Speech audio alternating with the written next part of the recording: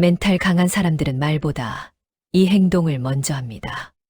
살다 보면 말은 참 그럴싸하게 하는데 정작 중요한 순간엔 쉽게 무너지는 사람들을 많이 만나게 됩니다.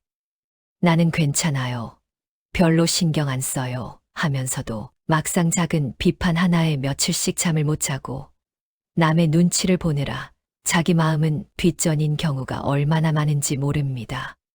그런데 반대로 어떤 사람들은 말은 별로 없어도 어떤 상황에서든 흔들림 없이 자기 자리를 지키면서 저 사람은 정말 다르다는 평가를 받습니다. 겉으로 보기엔 비슷해 보이지만 시간을 두고 지켜보면 분명한 차이가 눈에 들어옵니다. 그 차이는 말에 있는 게 아니라 행동에, 그것도 아주 사소한 순간의 선택에서 나타납니다. 진짜 멘탈이 강한 사람들은 자기 감정을 억지로 참지도 않고 남들한테 잘 보이려고 애쓰지도 않으면서 언제나 중심을 잃지 않습니다. 그들이 보여주는 건 화려한 말솜씨가 아니라 평범한 일상 속 작은 행동 하나하나에 담긴 단단함입니다. 그 비밀을 오늘 하나씩 풀어보려고 합니다. 이 이야기를 끝까지 들으시면 왜 어떤 사람들은 쉽게 흔들리지 않는지 이해하게 되실 겁니다. 그리고 그 이해는 여러분 스스로를 돌아보고 마음 쓰지 않아도 될 관계에서 한 걸음 물러서는 용기를 주게 될 겁니다. 자, 그럼 지금부터 멘탈 강한 사람들의 진짜 모습을 함께 들여다보겠습니다. 여기는 사유이 형태입니다. 구독과 좋아요로 함께 해주세요. 마음이 편안해지는 이야기들로 찾아가겠습니다. 멘탈 강한 사람은 왜 필요 없는 말 앞에서 조용해지는가? 병원 대기실, 그날따라 사람들이 많았습니다. 김영희 씨는 진료 순서를 기다리면서 옆 사람과 자연스럽게 이야기를 나누기 시작했습니다. 처음엔 날씨 얘기였습니다. 요새 날씨가 참 좋네요. 그러다가 어느새 자식 얘기로 넘어갔습니다. 그나저나 요새 애들은 부모 마음을 정말 모르는 것 같아요. 김영희 씨 목소리에 서운함이 묻어났습니다. 우리 아들은 말이죠. 명절에도 친정댁만 가고 우리 집엔 얼굴도 안 비춰요. 제사는 며느리 집에서 지내고 우리한테는 전화 한 통이에요. 제가 얼마나 섭섭한데. 그 말이 시작되자 옆에 앉아있던 다른 사람들도 하나둘 자기 이야기를 보태기 시작했습니다. 맞아요. 우리 딸도 그래요. 용돈 달라고 할 때만 연락하고 평소엔 전화도 잘 안 해요. 저희 아들은 결혼하고 나서 완전히 남이 됐어요. 손주 얼굴 보려면 제가 먼저 연락해야 하고 대기실이 점점 시끄러워졌습니다. 누가 더 서운한지 경쟁이라도 하듯이 저마다 자기 자식 이야기를 쏟아냈습니다. 그 자리 한쪽에 조용히 앉아있던 박정수 씨가 있었습니다. 책을 보는 척했지만 사실 주변 이야기가 다 들렸습니다. 박정숙 씨도 사실 마음 아픈 일이 있었습니다. 큰아들이 사업 실패하고 연락이 뜸해진 지 벌써 반년이 넘었거든요. 작은아들은 해외에 나가 있어서 명절에도 못 오고요. 누군가 박정숙 씨 쪽을 보며 물었습니다. 정숙 씨는 자녀분들이 어때요? 명절 때 다 오시나요? 박정숙 씨는 잠시 미소를 지으며 대답했습니다. 글쎄요, 애들도 바쁘니까요. 각자 사는 게 있으니까. 그래도 좀 섭섭하지 않아요? 다들 같은 마음 아니겠어요? 김영희 씨가 다시 물었습니다. 마치 자기 편을 만들고 싶은 듯이요. 박정숙 씨는 고개를 살짝 가로저었습니다. 각자 사는 방식이 다 다르죠. 제가 뭐라고 할 수 있나요? 그리고는 더 이상 말을 잇지 않았습니다. 김영희 씨는 뭔가 더 듣고 싶었지만 박정숙 씨의 담담한 표정을 보고는 다른 사람한테 눈을 돌렸습니다. 진료를 마치고 나오면서 김영희 씨는 옆 사람에게 작은 목소리로 속삭였습니다. 저 사람 왜 저렇게 말이 없지? 자식들한테 뭔가 큰 문제가 있나 봐. 아니면 원래 성격이 차가운가? 사흘 후 김영희 씨는 며느리한테서 전화를 받았습니다. 어머니, 병원에서 저희 얘기하셨다면서요? 동네 사람들한테 다 퍼졌어요. 제가 시댁을 안 간다고, 제사도 안 지낸다고. 김영희 씨는 가슴이 철렁했습니다. 아니, 내가 그런 말을 한 게 아니라, 저희 정말 서운해요. 저희도 사정이 있는 건데, 왜 동네방네 말을 하세요? 전화를 끊고 난 후 김영희 씨는 한참을 멍하니 앉아 있었습니다. 내가 왜 그런 말을 했을까? 후회가 밀려왔습니다. 그저 답답한 마음을 풀고 싶었을 뿐인데, 그게 이렇게 돌고 돌아 자기한테 독이 될 줄은 몰랐습니다. 그 후로 며칠 동안 며느리와 연락이 끊겼습니다. 아들한테 전화해도 엄마, 요새 좀 바빠요 하고 피하는 게 느껴졌습니다. 김영희 씨는 밤마다 뒤척이면서 생각했습니다. 그때 그냥 입 다물었으면. 한편 박정숙 씨는 평온한 일상을 보내고 있었습니다. 말을 아꼈던 것이 결국 자기 마음도 가족 관계도 지킨 셈이었습니다. 그러던 어느 날 큰아들한테서 몇 달 만에 전화가 왔습니다. 엄마, 목소리가 떨렸습니다. 사업이 잘 안 돼서 엄마한테 연락 자주 못 드렸네요. 박정숙 씨는 조용히 대답했습니다. 그래, 힘들었겠구나. 괜찮아. 전화를 끊고 나서 박정숙 씨는 창밖을 바라봤습니다. 만약 그때 병원 대기실에서 자기도 한마디씩 거들었다면 아들은 지금처럼 편하게 전화하지 못했을 겁니다. 동네에 소문이 났을 테니까요. 말을 아낀다는 건 그저 조용히 있는 게 아닙니다. 필요 없는 말 앞에서 한 번 더 생각하는 겁니다. 이 말이 나간다면 어떻게 될까? 이 말이 정말 필요한 말일까 하고요. 박정숙 씨가 그 자리에서 말을 아낀 데는 이유가 있습니다. 말이라는 게 한 번 입 밖으로 나가면 다시 주워 담을 수 없다는 걸 오랜 시간 살면서 뼈저리게 배웠기 때문입니다. 자식 자랑을 하면 듣는 사람들은 속으로 비교하면서 기분 나빠합니다. 자식 불평을 하면 그게 돌고 돌아서 결국 자기 자식한테 상처가 됩니다. 그 어느 쪽도 자기한테 도움이 되지 않는다는 걸 알았습니다. 멘탈이 약한 사람들은 그 자리의 분위기에 휩쓸립니다. 다들 얘기하니까 나도 끼어들어야 소외되지 않는다고 생각합니다. 그게 옳은지 필요한지는 생각하지 않습니다. 반면 멘탈이 강한 사람들은 그 자리에서 침묵한다고 해서 자기 가치가 떨어지지 않는다는 걸 압니다. 오히려 말을 아낌으로써 자기 마음을 지킬 수 있다는 걸 알고 있습니다. 쇼펜하우어는 이런 말을 남겼습니다. 말이 많은 사람은 생각이 적고 생각이 많은 사람은 말이 적다. 이 문장은 단순히 말의 양을 비교하는 게 아닙니다. 진짜 깊이 있는 사람은 말하기 전에 먼저 생각합니다. 이 말이 나갔을 때 어떤 결과를 가져올지, 이 말이 정말 필요한 말인지 먼저 따져봅니다. 김영희 씨처럼 감정이 북받치는 순간 말을 쏟아내면 그 순간은 후련할지 몰라도 나중에 반드시 대가를 치릅니다. 말은 화살과 같아서 한 번 나가면 다시 돌아오지 않습니다. 그리고 그 화살은 때론 자기한테 되돌아옵니다. 박정숙 씨처럼 말하기 전에 한 번 더 생각하는 사람은 말을 아낌으로써 관계도 지키고 마음도 지킵니다. 침묵은 약함이 아니라 깊이의 표현입니다. 생각 없이 쏟아내는 말보다 신중하게 선택한 침묵이 때로는 더 큰 힘이 됩니다. 누군가 왜 말이 없어요? 하고 물어본다고 해서 꼭 대답해야 할 의무는 없습니다.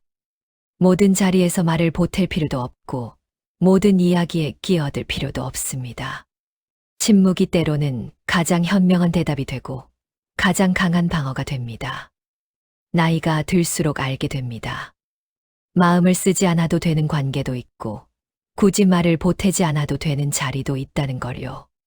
그 자리에서 조용히 있는 게 외로움이 아니라 오히려 자유라는 걸 멘탈이 강한 사람들은 이미 알고 있습니다. 지적을 받을 때 감정이 먼저 튀어나오지 않는 사람의 구조. 동네 한의원 진료실 문을 열고 들어간 이순자 씨의 표정은 기대에 차 있었습니다. 허리 치료를 받은 지 벌써 2달째인데 이번엔 좀 나아졌을 거라고 생각했거든요. 원장 선생님이 이순자 씨의 허리를 살피더니 고개를 저었습니다. 어르신, 제가 매번 말씀드렸는데 집에서 스트레칭 하신다고 하셨잖아요. 근데 오늘 보니까 상태가 전혀 나아진 게 없네요. 혹시 안 하셨어요? 그 순간 이순자 씨 얼굴이 확 달아올랐습니다. 귀까지 빨개졌습니다. 아니, 내가 안 했다는 게 아니라요. 목소리가 떨렸습니다. 선생님은 환자 사정도 모르면서 나 집에서 얼마나 바쁜데요. 손주들 봐야 하고 밥 세끼 해야 하고 빨래하고 청소하고 언제 스트레칭을 해요. 원장 선생님이 침착하게 말했습니다. 제가 그런 뜻으로 말씀드린 게 아니라 아니, 지금 나보고 게으르다는 거잖아요. 나 평생 쉬지 않고 살았는데 이제 와서 이런 소리를 듣다니. 이순자 씨 눈에 눈물까지 글썽였습니다. 그리고 선생님이 알려준 그 동작, 허리 아픈 사람 보고 그걸 어떻게 해요? 너무 힘들어서 못하겠던데요. 환자 몸 상태도 안 보고. 원장 선생님이 그럼 더 쉬운 동작 알려드릴 테니. 하고 말하려는데 이순자 씨는 이미 가방을 챙기고 있었습니다. 됐어요, 됐어. 다음부터는 다른 병원 알아볼게요. 여기서 치료받아봤자 소용없어요. 진료실 문을 쾅 닫고 나가는 이순자 씨를 보며 간호사가 원장에게 작은 목소리로 말했습니다. 원장님, 저분 매번 저러세요. 조언만 해드리면 화부터 내시고. 집에 돌아간 이순자 씨는 계속 화가 났습니다. 저녁 먹으면서도, TV 보면서도, 잠자리에 누워서도 그 생각만 났습니다. 환자한테 뭘 안 했냐고 따지고, 내가 놀고 먹는 사람도 아니고, 돈만 받으면서 환자는 무시하고, 며칠이 지나도 속이 풀리지 않았습니다. 다른 병원을 알아봤지만 예약이 다 차 있었습니다. 허리는 점점 더 아파졌습니다. 같은 날, 같은 한의원에서 진료를 받던 최명희 씨도 비슷한 지적을 받았습니다. 어르신, 운동 좀 해야 하는데 계속 안 하시면 치료해도 소용이 없어요. 지난주하고 상태가 똑같아요. 최명희 씨는 잠깐 숨을 고르고 나서 대답했습니다. 사실 가슴이 뜨끔했습니다. 바빠서 운동을 못한 게 사실이었으니까요. 아, 그렇군요. 잠시 침묵이 흘렀습니다. 최명희 씨는 변명하고 싶은 마음을 꾹 눌렀습니다. 제가 게을러서 그런가 봐요. 사실 선생님이 알려주신 동작들이 저한테는 좀 어려웠어요. 나이도 있고 몸도 굳어 있어서. 원장 선생님이 고개를 끄덕였습니다. 아, 그러셨구나. 그럼 제가 다시 한번 봐드릴게요. 최명희 씨가 다시 말했습니다. 혹시 제가 집에서 정말 쉽게 할 수 있는 동작 하나만 딱 알려주시면 그것부터라도 꼭 해볼게요. 침대에 누워서 할 수 있는 거면 더 좋고요. 원장 선생님은 최명희 씨의 몸 상태를 다시 자세히 살폈습니다. 그리고 정말 간단한 동작 3가지를 천천히 알려줬습니다. 이 동작은 아침에 일어나기 전에 침대에 누워서 하는 거예요. 무릎만 살짝 구부렸다 펴면 돼요. 1분이면 충분해요. 최명희 씨는 수첩을 꺼내서 메모했습니다. 이렇게. 그리고요? 이건 의자에 앉아서 하는 거고요. TV 보면서 해도 돼요. 네, 알겠습니다. 내일부터 꼭 해볼게요. 원장님, 하루에 몇 번 하면 될까요? 다음 주에 왔을 때 원장 선생님이 깜짝 놀랐습니다. 어머, 어르신, 이번 주는 정말 많이 좋아지셨네요. 뭘 하셨어요? 선생님이 알려주신 거 매일 아침 저녁으로 했어요. 생각보다 어렵지 않더라고요. 그래서 낮에도 생각날 때마다 한 번씩 더 했어요. 최명희 씨는 수첩을 펼쳐 보였습니다. 거기에는 날짜별로 체크 표시가 빼곡했습니다. 이렇게 하니까 제가 했는지 안 했는지 확실히 알 수 있어서 좋더라고요. 같은 지적을 받았는데 한 사람은 관계를 끊고 더 아파졌고 한 사람은 나아지면서 신뢰까지 얻었습니다. 차이는 단 하나였습니다. 지적을 받았을 때 감정이 먼저 튀어나왔느냐 아니면 내용을 먼저 들었느냐의 차이였습니다. 최명희 씨가 그렇게 차분하게 반응할 수 있었던 데는 이유가 있습니다. 지적을 자기 자체에 대한 공격이 아니라 행동에 대한 피드백으로 받아들이는 능력이 있기 때문입니다. 이순자 씨는 나를 비난하는구나 하고 받아들였습니다. 그래서 자기를 방어하느라 화부터 냈습니다. 하지만 최명희 씨는 내 행동을 고쳐야 하는구나 하고 받아들였습니다. 그래서 어떻게 고칠 수 있을지 물었습니다. 멘탈이 약한 사람들은 지적을 받으면 자기 존재 자체가 부정당한 것처럼 느낍니다. 그래서 변명부터 하고 상대방의 잘못을 찾으려 하고 관계를 끊어버리는 극단적인 선택까지 갑니다. 반면 멘탈이 강한 사람들은 지적과 자기 자신을 분리합니다. 내가 잘못한 게 있구나 하고 받아들이지 나는 형편없는 사람이구나 하고 받아들이지 않습니다. 아리스토텔레스는 이렇게 말했습니다. 비판을 피하는 유일한 방법은 아무것도 하지 않고 아무 말도 하지 않고 아무것도 아닌 존재가 되는 것이다.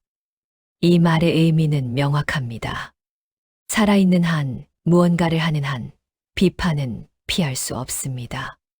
문제는 비판을 받느냐, 안 받느냐가 아니라 받았을 때 어떻게 반응하느냐입니다.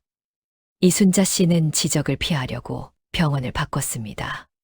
하지만 결국 새 병원에서도 똑같은 말을 들었습니다. 어르신, 집에서 운동 안 하시면 치료가 안 돼요. 이순자 씨는 또 화를 냈습니다. 여기도 별로네. 환자 탓만 하고. 그렇게 병원을 3곳이나 바꿨습니다. 하지만 허리는 계속 아팠습니다. 운동을 안 하면 치료가 안 된다는 건 어느 병원을 가도 마찬가지니까요. 최명희 씨는 지적을 받아들이면서 계속 나아갔습니다. 몇 달 후에는 허리가 많이 좋아져서 등산도 다닐 수 있게 됐습니다. 비판을 두려워해서 아무것도 안 하는 사람보다 비판을 받아들이면서 계속 나아가는 사람이 결국 더 건강하고 행복해집니다. 누군가 우리한테 지적을 한다고 해서 그게 우리 존재를 부정하는 건 아닙니다. 대부분은 그냥 행동에 대한 의견일 뿐입니다.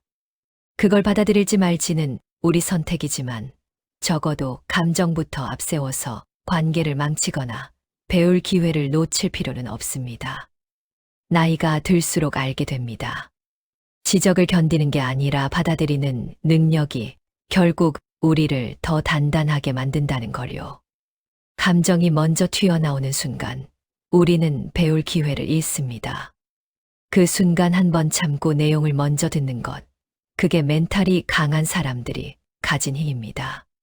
실수했는데도 자존감이 무너지지 않는 이유. 아파트 분여회 회의실, 그날따라 분위기가 무거웠습니다. 정미경 씨는 손에 든 정산서를 보면서 식은땀을 흘리고 있었습니다. 회계를 맡고 있었는데 그달 관리비 정산을 하다가 계산 실수를 한 겁니다.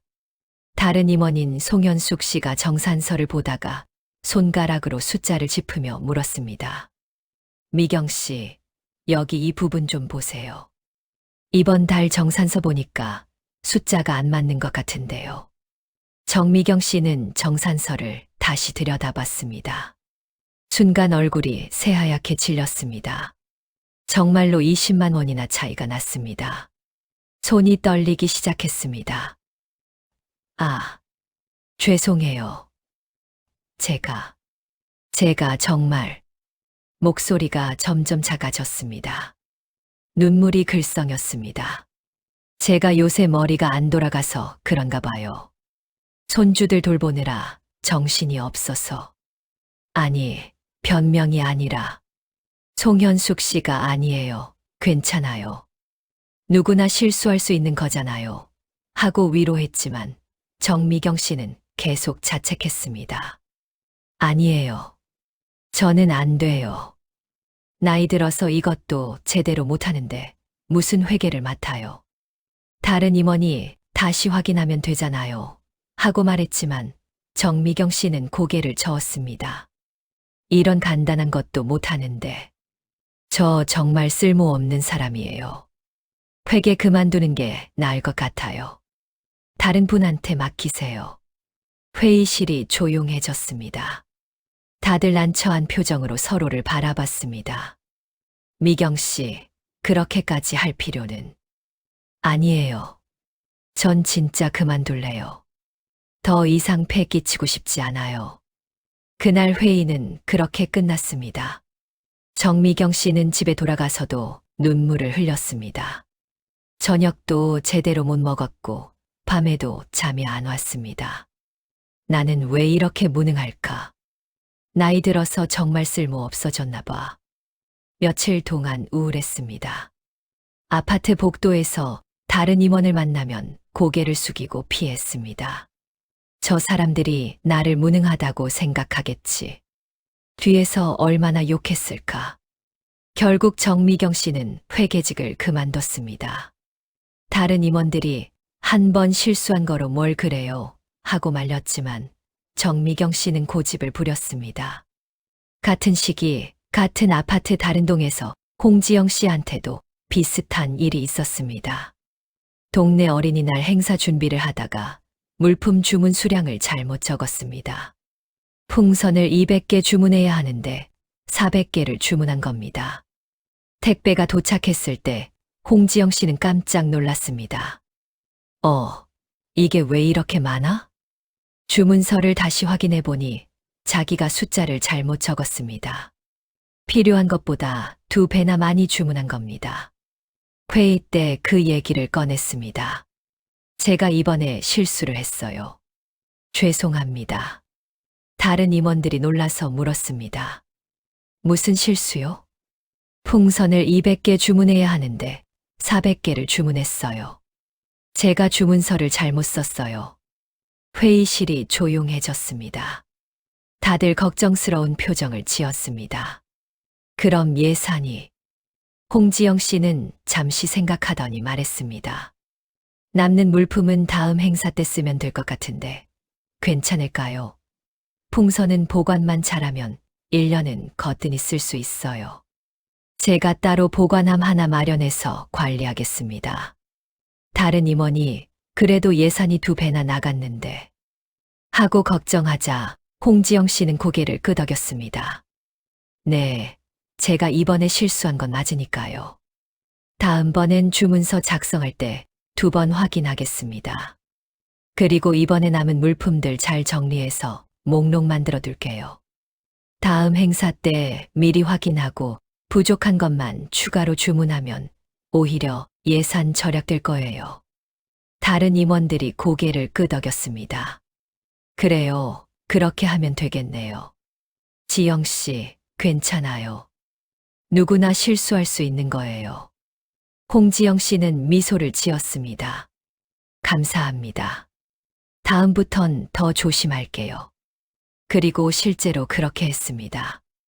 남은 풍선들을 색깔별, 크기별로 정리해서 보관함에 넣었습니다. 목록도 꼼꼼하게 만들었습니다. 다음 행사 때 그 풍선들을 활용했고, 덕분에 그 행사는 예산을 30% 절약할 수 있었습니다. 다른 임원들은 지영 씨 덕분에 오히려 잘 됐네요. 하고 말했습니다. 홍지영 씨의 실수는 결과적으로 더 체계적인 물품 관리 시스템을 만드는 계기가 됐습니다. 같은 실수를 했는데 한 사람은 자존감이 무너져서 그만뒀고 한 사람은 실수를 인정하고 해결책을 찾아서 오히려 신뢰를 얻었습니다. 홍지영 씨가 그렇게 담담할 수 있었던 데는 이유가 있습니다. 실수와 자기 가치를 분리할 줄 아는 능력이 있기 때문입니다.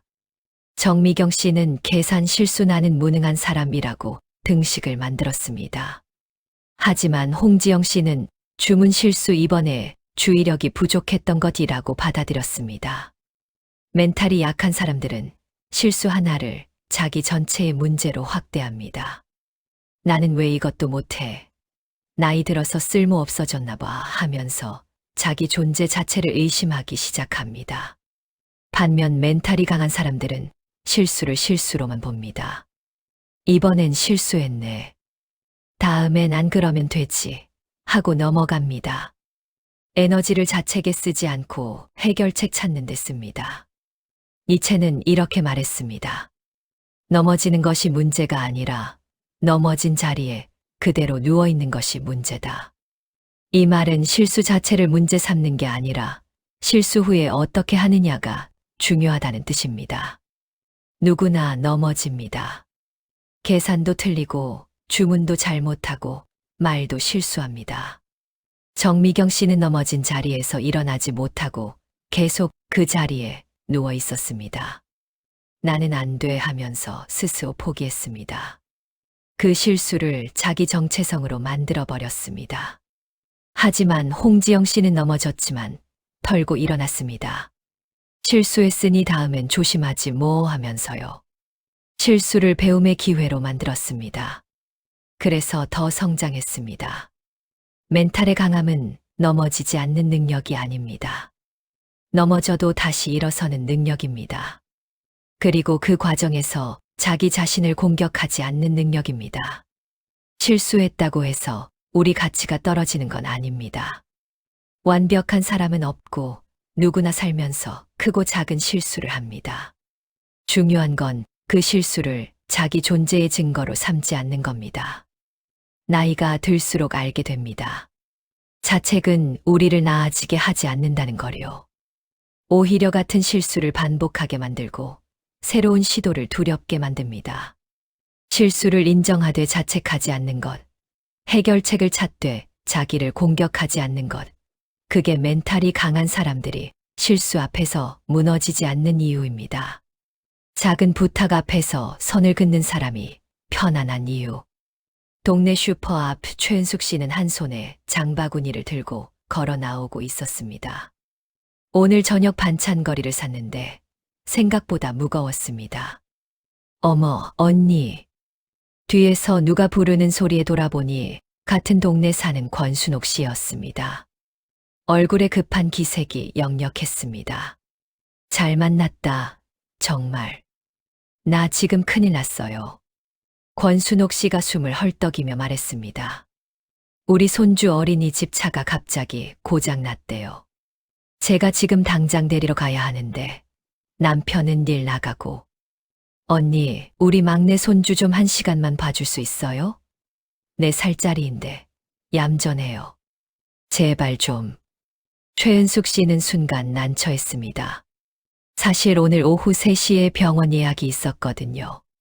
정형외과인데 몇 달 전에 잡은 예약이라 미루기도 어려웠습니다. 무릎이 계속 아파서 꼭 가봐야 했는데.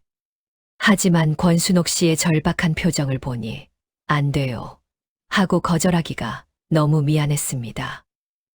네. 그럼 1시간만요. 고마워요, 언니. 정말 고마워요. 1시간이면 돼요. 금방 다녀올게요. 권순옥 씨는 손주를 데려다 주고 급하게 나갔습니다.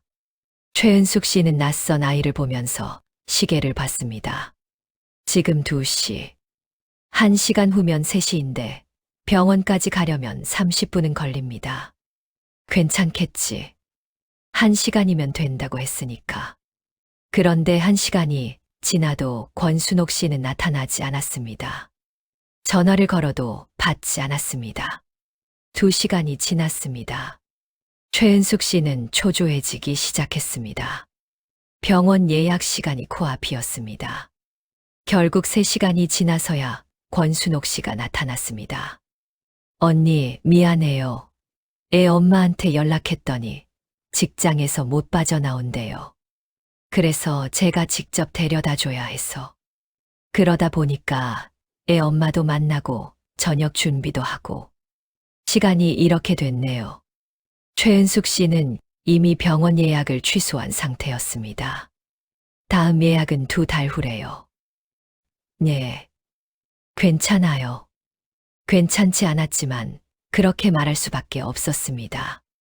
권순옥 씨는 미안하다는 말 한마디 더 없이 아이 손을 잡고 갔습니다. 그날 밤 최은숙 씨는 잠을 못 잤습니다. 내가 왜 거절을 못했을까? 병원 예약도 날렸고, 무릎은 계속 아프고, 정말. 자책만 계속됐습니다. 비슷한 상황이 이후 김현숙 씨한테도 있었습니다. 며칠 후 권순옥 씨가 또 전화를 했습니다.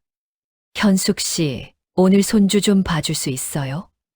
급한 일이 생겨서 1시간만. 아니, 2시간 정도? 김현숙 씨는 잠시 생각했습니다. 오늘 오후에 오랜만에 친구를 만나기로 했었습니다. 그 친구가 지방에서 올라온다고 했고, 시간 맞추기가 쉽지 않았습니다. 미안해요, 순옥 씨. 오늘 제가 약속이 있어서 어려울 것 같아요. 에이, 잠깐만인데. 친구 약속은 다음에 해도 되잖아요. 권순옥 씨 목소리에 서운함이 묻어났습니다. 김현숙 씨는 침착하게 대답했습니다. 정말 죄송한데 오늘은 안 될 것 같아요. 그 친구가 멀리서 오는 거라서. 대신 우리 동네 시간제 돌봄센터 전화번호 알려드릴까요? 거기는 급할 때 연락하면 바로 와주더라고요. 제가 예전에 써봤는데 괜찮았어요. 그럼 어쩔 수 없네요. 권순옥 씨는 조금 퉁명스럽게 대답하고 전화를 끊었습니다. 김현숙 씨는 약속대로 문자로 돌봄 센터 번호를 보내줬습니다. 그리고 친구를 만나러 나갔습니다. 마음이 편안했습니다. 며칠 후 동네 카페에서 권순옥 씨가 다른 사람들한테 이야기하는 소리가 들렸습니다. 현숙이는 좀 차가운 것 같아. 이웃이 급하다는데 도와주지도 않고. 하지만 김현숙 씨는 개의치 않았습니다. 자기가 도와줄 수 있는 것과 없는 것을 구분한 것뿐이었으니까요. 일주일 후 권순옥 씨는 또 최은숙 씨를 찾았습니다. 언니, 또 손주 좀. 이번엔 진짜 1시간만. 최은숙 씨는 이번에도 거절하지 못했습니다. 전에 한 번 들어줬으니까 이번에도 괜찮을 거라고 생각한 겁니다. 그리고 또 3시간을 기다렸습니다. 반면 권순옥 씨는 김현숙 씨한테는 더 이상 부탁하지 않았습니다. 선이 명확한 사람한테는 함부로 부탁하기가 어렵다는 걸 본능적으로 안 겁니다. 김현숙 씨가 거절할 수 있었던 데는 이유가 있습니다. 다른 사람의 부탁과 자기 삶의 우선순위를 명확히 구분할 줄 알기 때문입니다. 최은숙 씨는 거절하면 나쁜 사람으로 보이겠지 하고 생각했습니다.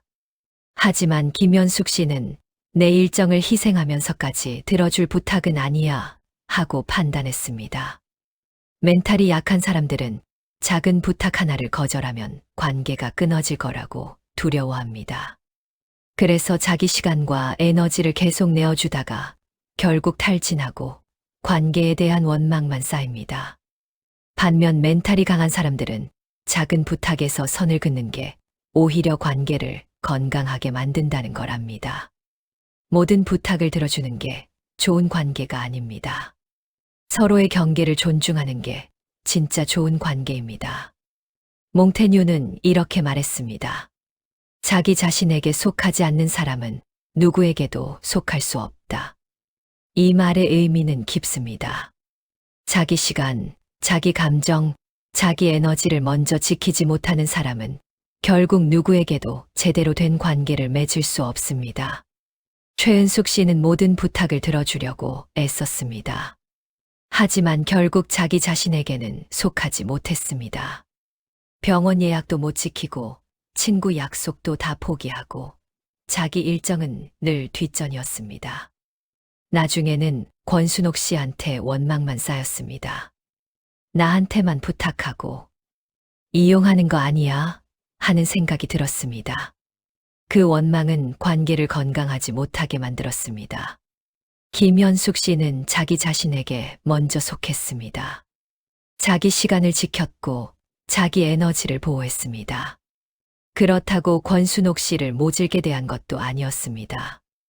도움이 될 만한 정보를 알려줬고 진심으로 미안해했습니다. 다만 자기 경계는 지켰습니다. 모든 부탁을 들어줄 필요는 없습니다. 거절했다고 해서 나쁜 사람이 되는 것도 아니고 관계가 끊어지는 것도 아닙니다.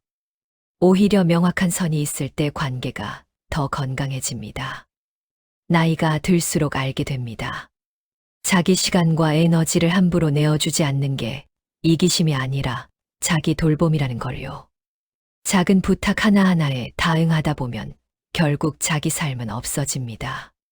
선을 긋는 게 때로는 가장 현명한 선택이고 가장 편안한 삶의 방식입니다. 화를 안 내는 게 아니라 다르게 다루는 사람들. 동네 도서관 2층 열람실, 조용한 오후였습니다. 안미숙 씨는 책을 보고 있었습니다.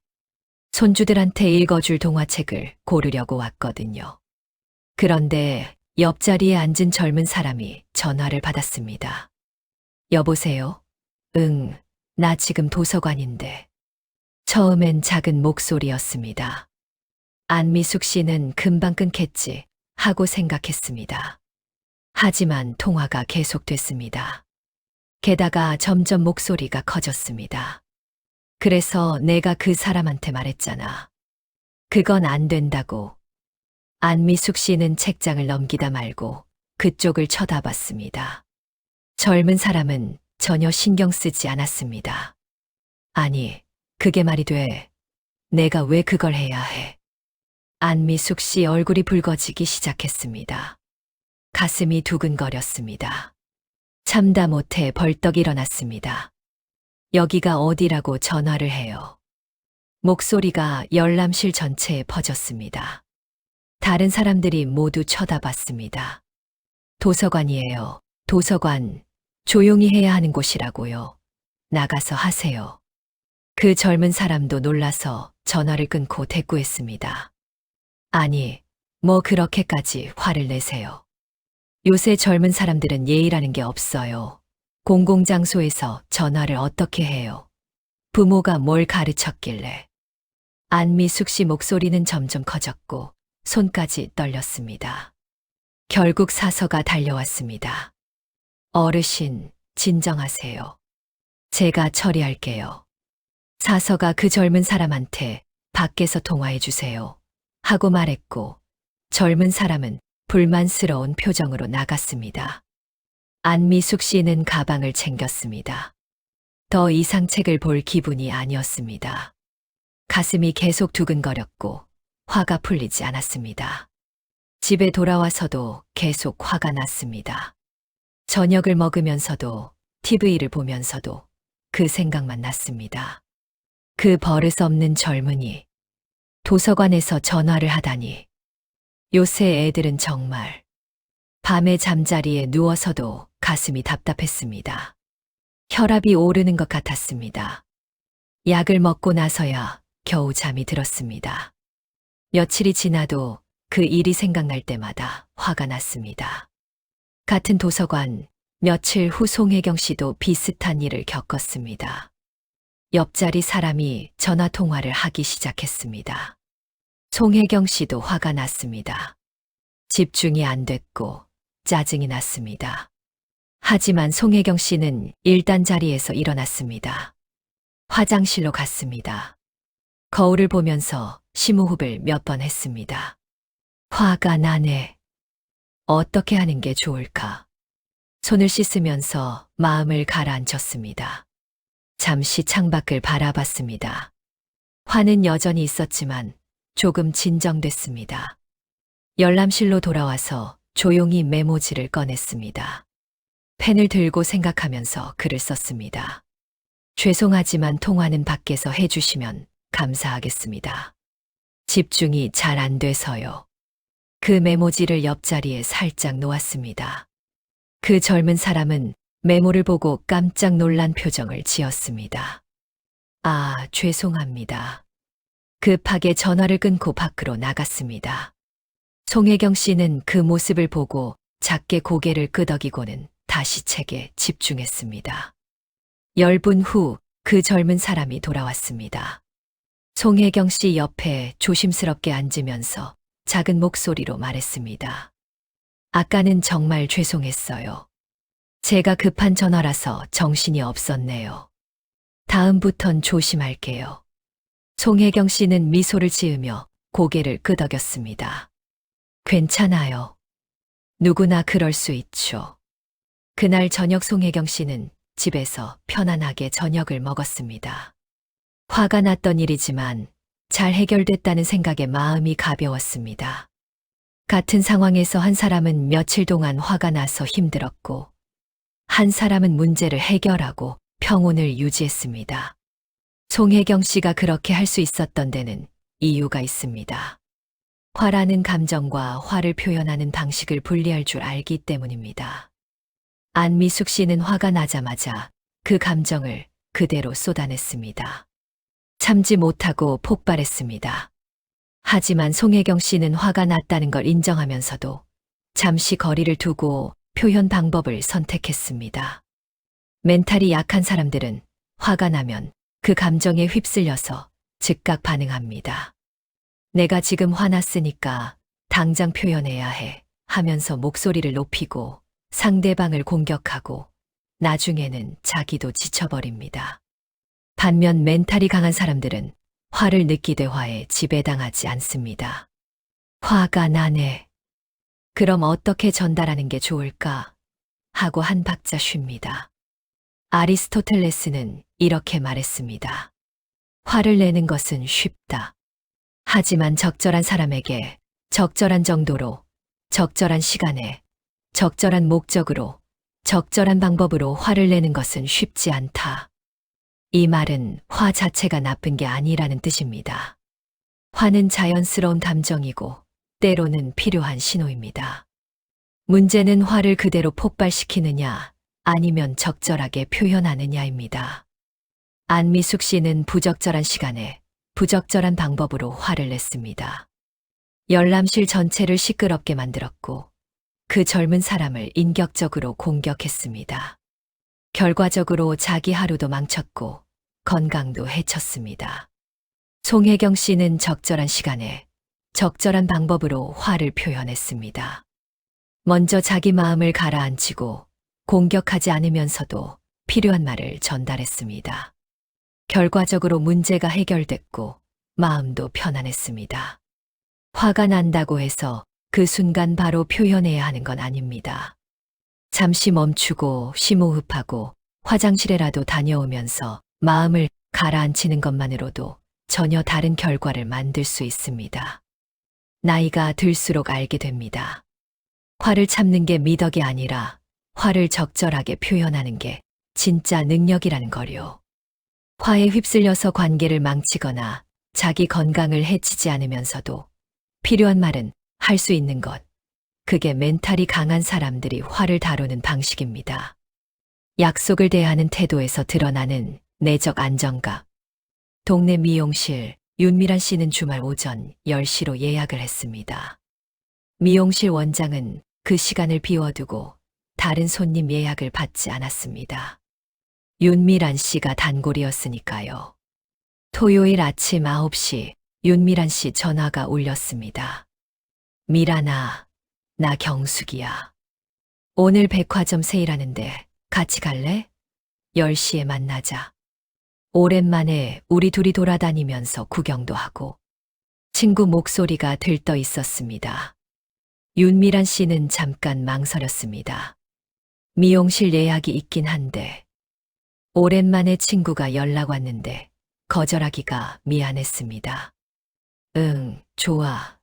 그럼 10시에 보자. 전화를 끊고 나서 시계를 봤습니다. 9시.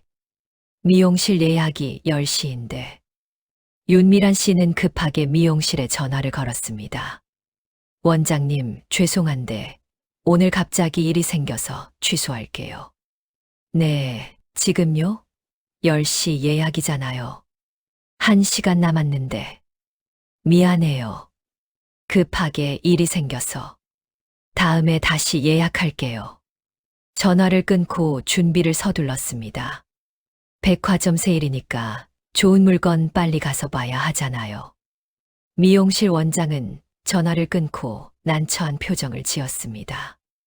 이미 다른 손님 예약을 다 거절하고 윤미란 씨 시간을 비워뒀는데 1시간 전에 취소를 하니 다른 손님을 받을 수도 없는 상황이었습니다. 또 그러시네. 이번이 벌써 3번째야. 옆에 있던 직원이 작은 목소리로 말했습니다.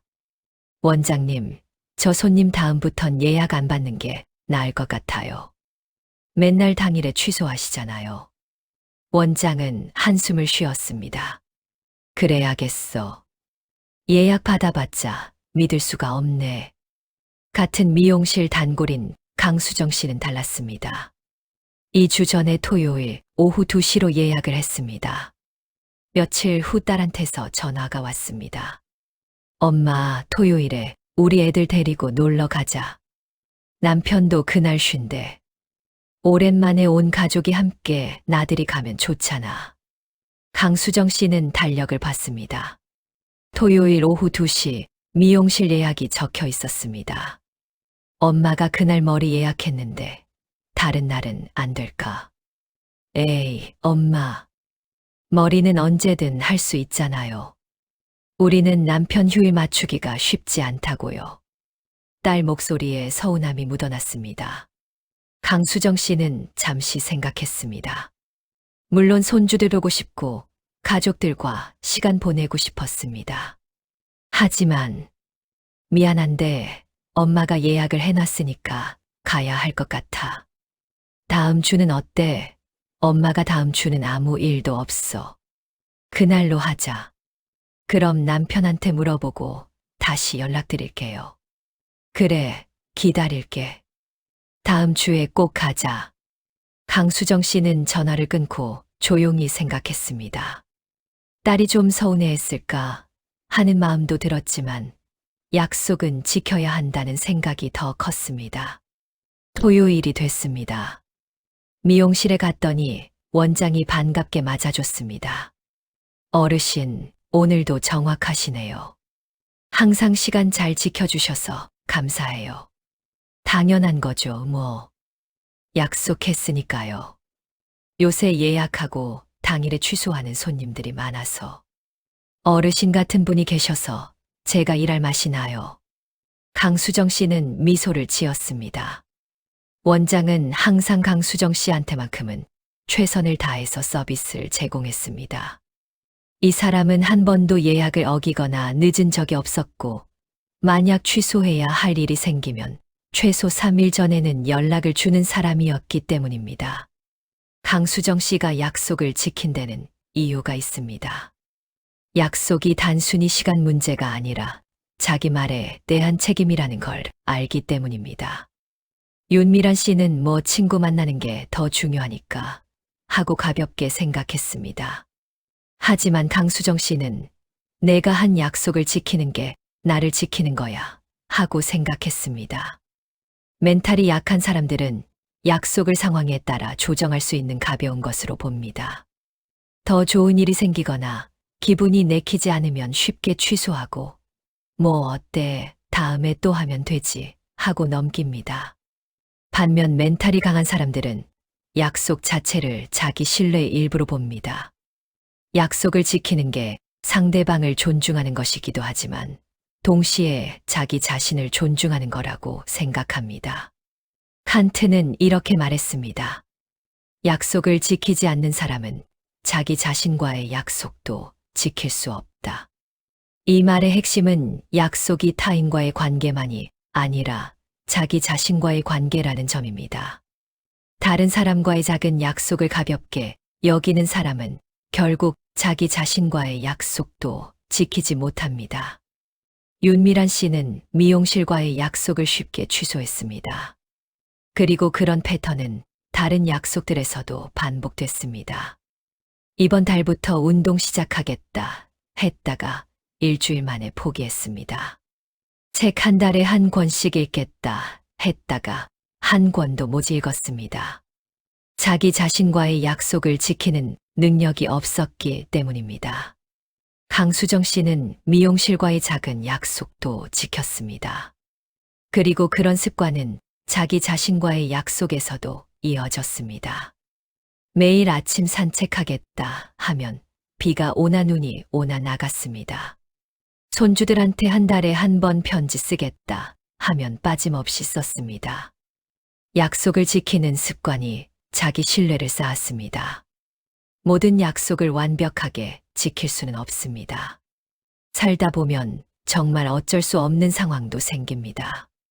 하지만 약속을 가볍게 여기는 습관과 불가피하게 어기는 것은 다릅니다.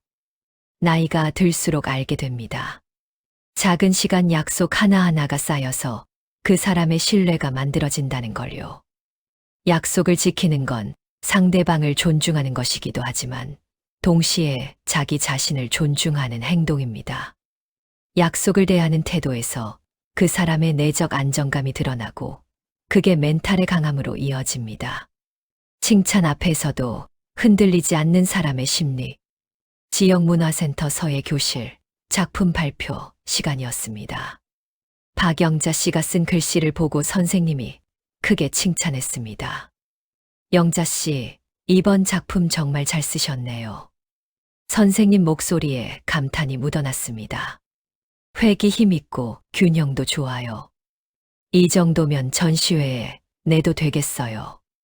정말 많이 늘으셨어요. 주변 수강생들도 박수를 쳤습니다. 와, 정말 잘 쓰셨네요.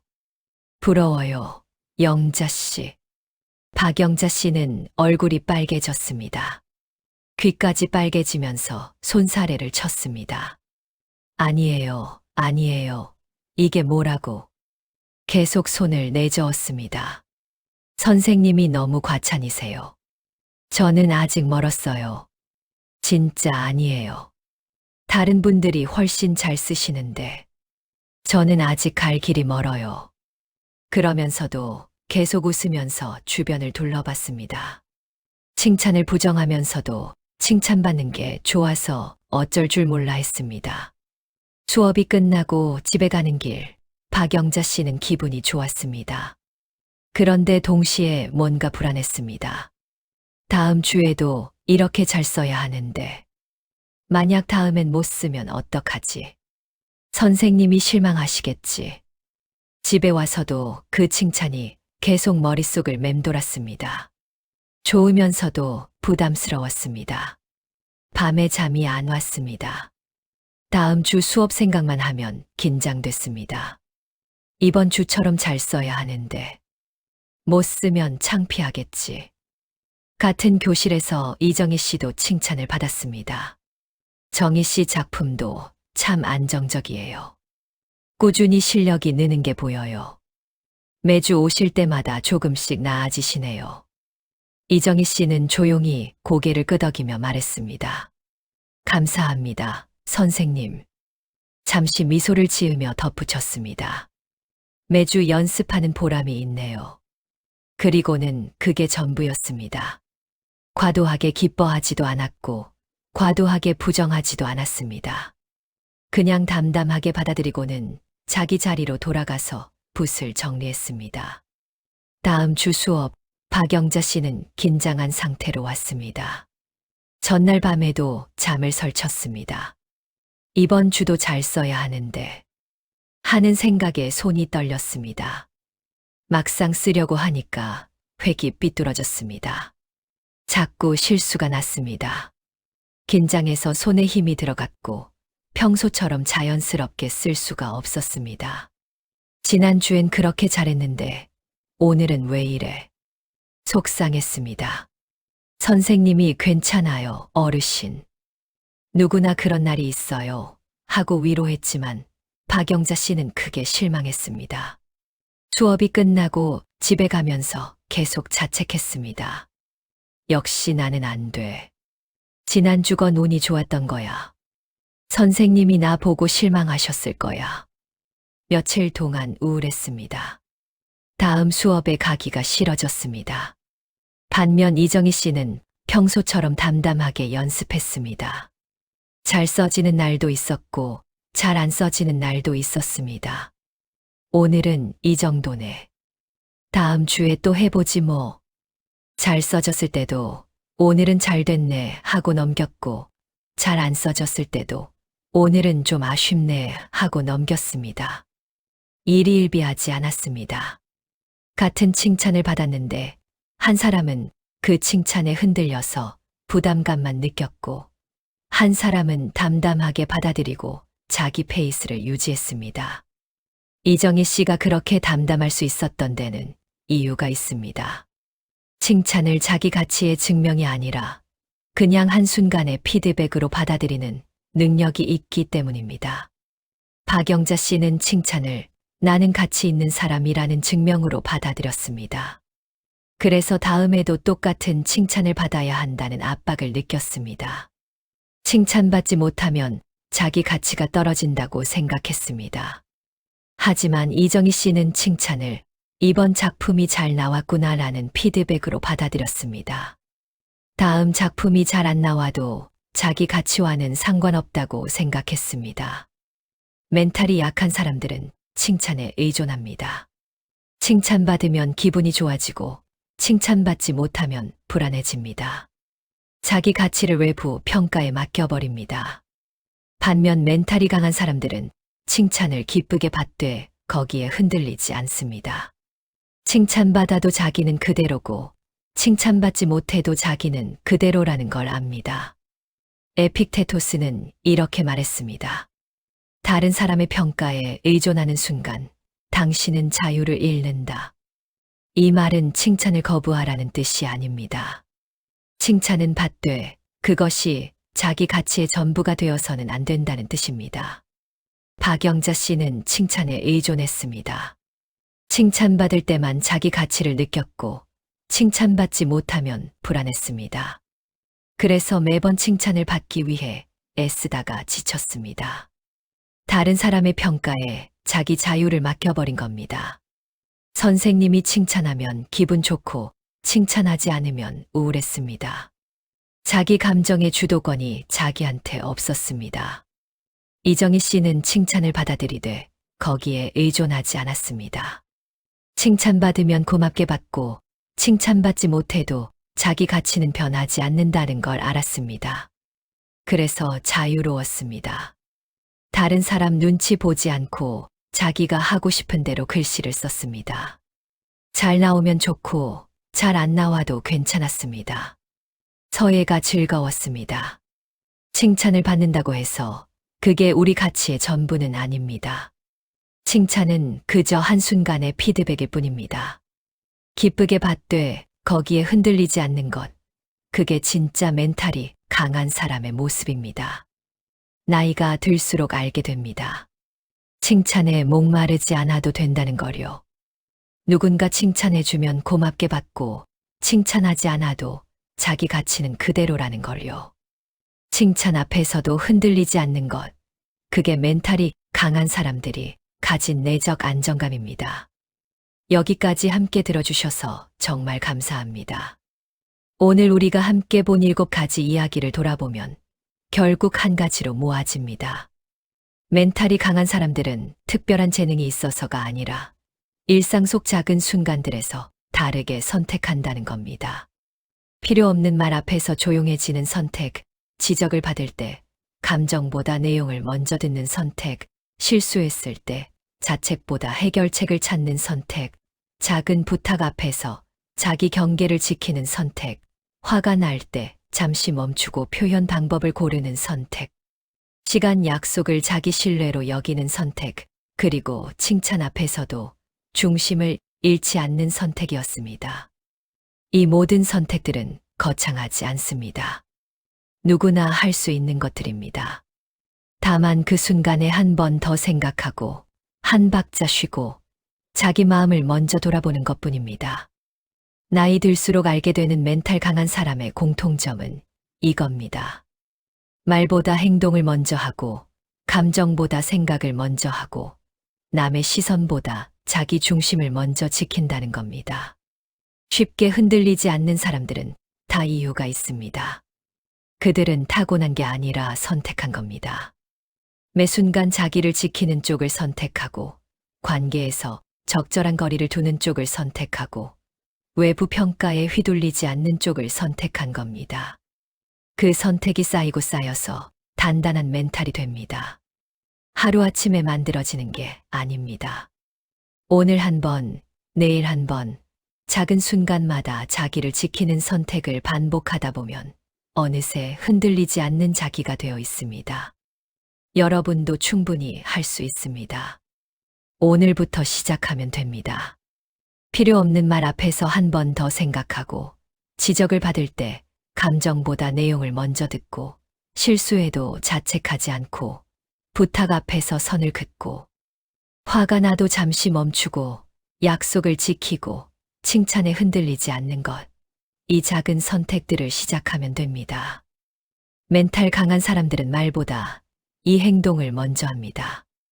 여러분도 오늘부터 그 행동을 시작해 보세요. 그 작은 변화가 쌓여서 언젠가 주변 사람들이 저 사람은 정말 다르다고 말하는 날이 올 겁니다. 끝까지 함께 해주셔서 고맙습니다. 구독과 좋아요 눌러주시면 사람 관계로 힘들지 않도록 편안한 이야기 계속 전해드리겠습니다.